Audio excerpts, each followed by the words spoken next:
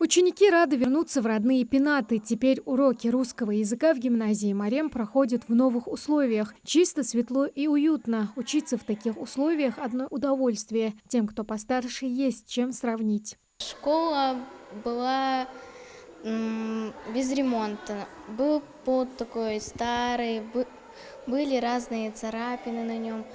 Теперь нам поменяли пол, двери, кабинеты стали больше.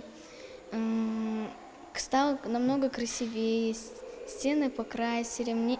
Я тут учусь с 1 класса, мне очень нравится эта школа, и сейчас еще больше. Итак, теперь в каждом классе в гимназию словно вдохнули вторую жизнь. Здесь заменили все. Ремонтные работы начались в апреле. Почти за 5 месяцев общеобразовательное учреждение изменилось так, что его не узнать. В гимназии я учусь с 1 класса, мне здесь очень нравится. И после обновления ремонта здесь стало еще лучше, уютнее, очень светло. Новое оборудование, новые парты. Мне очень нравится. Я благодарна всем, кто был причастен к ремонту нашей школы, ведь стало намного лучше.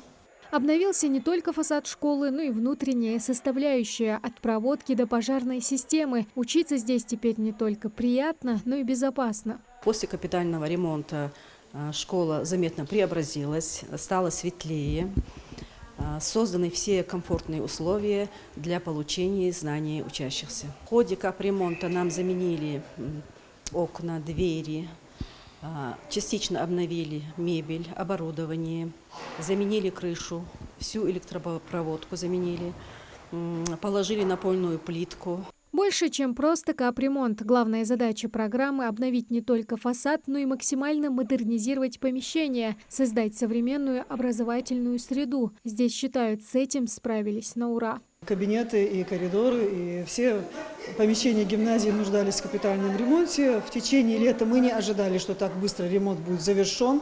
Была боязнь того, что новый учебный год придется встретить в стенах чужой школы, но к огромному счастью, к нашей радости, ремонт был завершен вовремя. Уже во второй половине августа мы приводили в порядок свои кабинеты, с иллюстративным материалом работали.